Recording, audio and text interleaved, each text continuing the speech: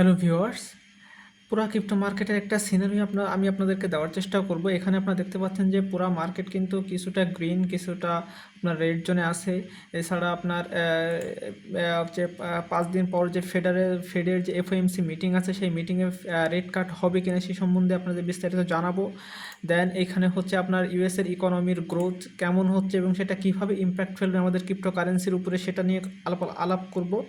এবং most important হচ্ছে bitcoin এখন যেই রেঞ্জে আছে, এই রেঞ্জ থেকে মার্কেটের শর্ট টার্মে কী হইতে পারে, লং টার্মে কী হইতে পারে, এটা নিয়ে বিস্তারিত আলোচনা করব। তো ওভারঅল আমার কাছে কিন্তু অনেক নিউজ আছে, সিএমই গ্যাপ কী কথা বলতেছে, ওভারঅল নিয়ে আলোচনা করব। তো আমরা ফার্স্টেই চলে আসি আপনার ইউএসএর মার্কেটের কথা, ইউএসের যে ইকোনমি সেটা নিয়ে। তো ইউএসের যে ইকোনমি সেটা নিয়ে যদি কথা বলতে যাই, ইউএসের যে জিডিপি কনসেন্ট্রেটেড বাই, যেটা তারা এক্সপেক্ট করতেছিল পজিটিভ মানে +0.3% গ্রোথ, কিন্তু আপনার সেখানে আসছে -0.3%। অর্থাৎ আপনার আমেরিকা যেই ট্যারিফ লাগালো না চায়নার উপরে, পুরো বিশ্বের উপরে, তো তাদের ইকোনমিতেও একটা হিউজ একটা প্রভাব কিন্তু ফেলছে, আপনার এখানে গ্রাফিক্যালি দেখতে পাচ্ছেন। তো যেটা কিন্তু এবার পুরা আপনার ক্রিপ্টো মার্কেট বলেন, ফরেক্স মার্কেট বলেন, সব মার্কেটে কিন্তু ওভারঅল ইম্প্যাক্ট কিন্তু পড়বে।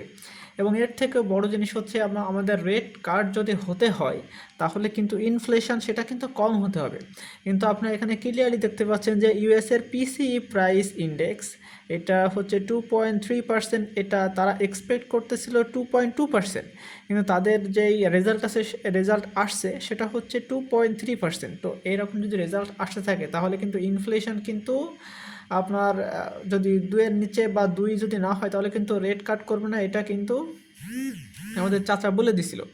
তো সেটা যদি হয় এবং আপনারা যদি এটার ইয়ারলি প্রাইস দেখেন, ইয়ারলি ইন্ডেক্স সেটা হচ্ছে 2.6, যেটা বোঝা যাচ্ছে যে ইনফ্লেশন একটু মানে থমথমে পরিস্থিতি আছে। বাট এখনই যদি আপনার রেট কাট করে তাহলে কিন্তু ইনফ্লেশন মানে হাই বা বেড়ে যাওয়ার চান্স কিন্তু অনেক বেশি থাকবে।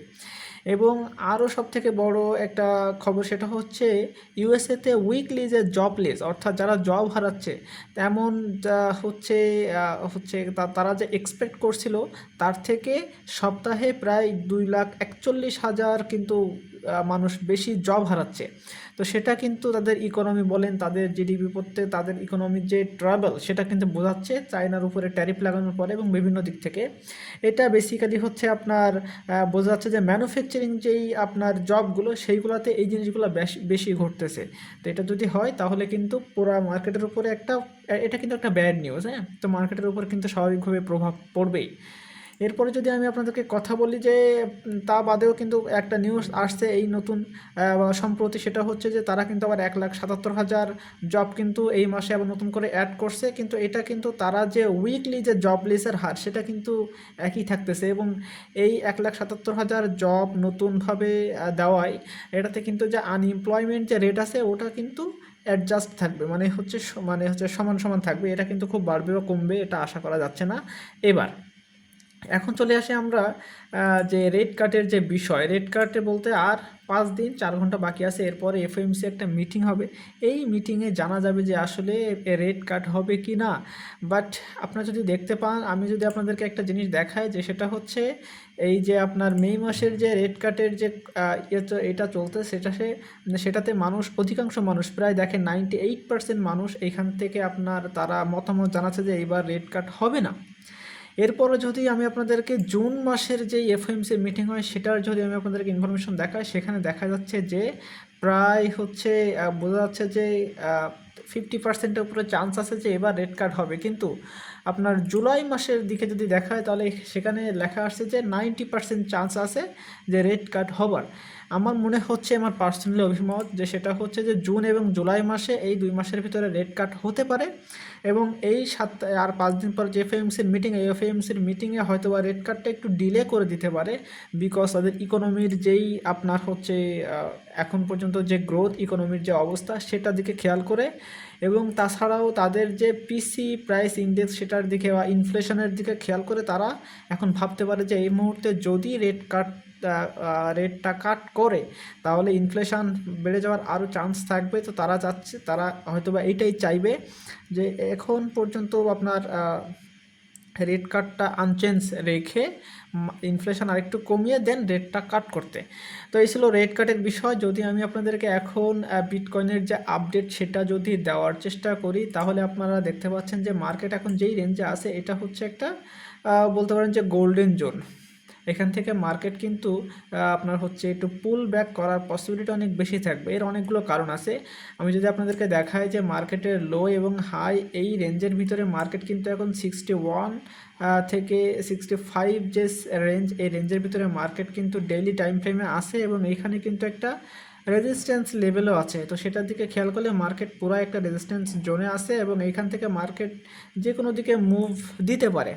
এবং পরবর্তী বিষয় যদি আমি আপনাদেরকে একটু বলি, সেটা হচ্ছে যে বিটকয়েনের যে লিকুইডেশন, সেটা যদি খেয়াল করেন আপনারা ক্লিয়ারলি দেখতে পাচ্ছেন যে এইখানে মার্কেট যতটুকু উপরের দিকে যাওয়ার কথা অর্থাৎ লিকুইডিটি আছে সেটা হচ্ছে অ্যাবাউট 90,000 অর্থাৎ $99,000 ওইখানে মার্কেটের সর্বশেষ লিকুইডিটি নেওয়া শেষ হয়ে যাবে। এখানে এরপরে আর লিকুইডিটি নাই বললেই চলে। নিচের দিকে কিন্তু হিউজ পরিমাণ লিকুইডিটি আছে এবং সেটা হিউজটা হচ্ছে আপনার প্রায় 1.6 বিলিয়ন এবং সেটা অ্যারাউন্ড 92,000 এর কাছাকাছি অর্থাৎ 92,000-এর কাছাকাছি। তো এই কারণে মার্কেটটা লিকুইডিটি গ্র্যাব করার জন্য নিচে আসতে পারে। এর থেকেও আমি যদি আপনাদেরকে চার্টে আরও ইনফরমেশনগুলো দেখাই, সেটা হচ্ছে যে আপনারা যদি দেখেন যে এটা হচ্ছে 200 মুভিং অ্যাভারেজ এবং এটা হচ্ছে 50 মুভিং অ্যাভারেজ। যখনই এটা আপনার হচ্ছে ক্রস করলো, ডেট ক্রস করলো, তারপরে যদি আপনারা দেখেন যে এইখান থেকে কিন্তু একটা বিগ একটা ক্যান্ডেল দিয়ে মার্কেট কিন্তু 20 মুভিং অ্যাভারেজ 200 মুভিং অ্যাভারেজের উপরে মার্কেট কিন্তু অবস্থান আছে এই মুহূর্তে এবং এটা সাস্টেন করতে হলে কিন্তু মার্কেটকে কিন্তু এর যে রেঞ্জ এইখানে কিন্তু মানে মার্কেটকে এইখানে কিন্তু আসতে হবে। যদি আমরা এখান থেকে এই দাগটা এরকমভাবে টানতে থাকি তাহলে দেখবেন যে অ্যারাউন্ড মার্কেট এইখান থেকে একটা রিট্রেস নিয়ে মার্কেট দেন উপরে যাইতে পারে। তো সেটা যদি হতে হয় তাহলে অ্যারাউন্ড কিন্তু এরকম 92,000 এরিয়ায় মার্কেট কিন্তু আসতে হবে। এর থেকেও আমি যদি আপনাদেরকে সিএমই গ্যাপের কথা বলি, তাহলে আপনারা ক্লিয়ারলি একটা জিনিস দেখতে পাচ্ছেন যে সিএমই কিন্তু একটা গ্যাপ 4 আওয়ার টাইম ফ্রেমে সিএমই গ্যাপ কিন্তু এখানে শো করতেছে, যেটা অ্যারাউন্ড যদি ফুলফিল করতে হয় তাহলে মার্কেটকে অ্যারাউন্ড 92,000-এর ওই কাছাকাছি আসতে হবে, দেন এই গ্যাপটা ফুলফিল হবে। তো এত সব কিছু দেখলে বোঝা যাচ্ছে যে মার্কেট একটু আপনার শর্ট টার্মে একটু ডাউনফলের দিকে আসতে পারে, একটু গিয়ে পুল ব্যাক করতে পারে। এর থেকে যদি আমি আপনাদেরকে আরও ইনফরমেশন দেওয়ার চেষ্টা করি তাহলে আপনারা এখানে আরেকটা জিনিস দেখতে পাবেন, সেটা হচ্ছে যে আমি যদি এই মুহূর্তে আপনার আরএসআইয়ের কথা বলি তাহলে আপনার অন ডে টাইম ফ্রেমে আরএসআই অ্যারাউন্ড চলতেছে আপনার 71.9, প্রায় 70 একদম পুরোপুরি 70-এর কাছাকাছি চলতেছে। তো এটা কিন্তু মার্কেটের ওভার বট একটা পজিশন দেখায়। সে কারণে মার্কেট কিন্তু হচ্ছে ডাউন নিচের দিকে আসতে পারে, একটু পুল ব্যাক করতে পারে। অপরদিকে যদি স্টকিস্টিক আরএসআই আমি আপনাদেরকে দেখাই তাহলে এখানে ক্লিয়ারলি দেখতে পাচ্ছেন এটাও কিন্তু প্রায় 92.59 অর্থাৎ 93 এর কাছাকাছি আছে। তো সেখান থেকে মার্কেটটা হালকা একটু পুল ব্যাক করলে ওভারঅল মার্কেটের সাস্টেইনেবিলিটি বজায় থাকবে। তো এত সবগুলো ইনফরমেশন দেখে আমি আপনাদেরকে এতটুকু বলতে পারি যে আপনার হচ্ছে মার্কেটকে এই মুহূর্তে একটু পুল ব্যাক করা দরকার, যেটার কারণ হচ্ছে ওভারঅল মার্কেটের যে সিচুয়েশন সেটা। কিন্তু মার্কেট এখন পর্যন্ত আপনার ইউএসের যে ইকোনমিক গ্রোথ, জিডিপির গ্রোথ সেটা দেখলে বোঝা যাচ্ছে যে মার্কেটে একটা খারাপ নিউজ থাকা সত্ত্বেও কিন্তু বিটকয়েন নিচের দিকে পড়তেছে না। যদি আমি আপনাদেরকে পিসি প্রাইস ইন্ডেক্স যদি এটার কথা বলি সেটার কারণেই কিন্তু মার্কেট নিচে পড়তেছে না এবং রেজিস্ট্যান্স লেভেলে ফিল করতেছে। মার্কেটের ওভারবট আরএসআই বলেন, স্টকিস্টিক আরএসআই বলেন, তারপরে হচ্ছে সিএমই গ্যাপ ফিল করতে গেলেও মার্কেটকে নিচে আসা লাগবে। লিকুইডেশন সব কিছু মিলিয়ে যদি দেখি মার্কেট একটু পুল ব্যাক করার জন্য নিচে আসতে পারে এবং ওভারঅল হচ্ছে আমেরিকার যে কন্ডিশন সেটা অনুযায়ী কিন্তু মার্কেটে এই মুহূর্তে রেট কাট করলে তাদের ইকোনমিকে আরও হচ্ছে সার্জ হতে হবে হচ্ছে আপনার সামনের দিকে, তারা একটু ট্রাভেল হতে পারে তাদের জন্য। এই জন্য ফেডারেল রেট কাট এই মুহূর্তে না হয়ে এর পরের মাসে হওয়াটা সবাই এটাই মনে করতেছে। তো হঠাৎ করে চাচা যদি কোনো একটা মিরাক্কেল করে না দেয় তাহলে আপনার এই মাসের যে ফেডারেল রেট কাট সেটা হচ্ছে না, এর পরবর্তী মাসে হচ্ছে। তো এতগুলো ইনফরমেশন যদি আপনাদেরকে ভালো লেগে থাকে তাহলে অবশ্যই আমার চ্যানেলে একটা সাবস্ক্রাইব দিয়ে পাশে থাকবেন, আর সাবস্ক্রাইব করে থাকলে অসংখ্য ধন্যবাদ।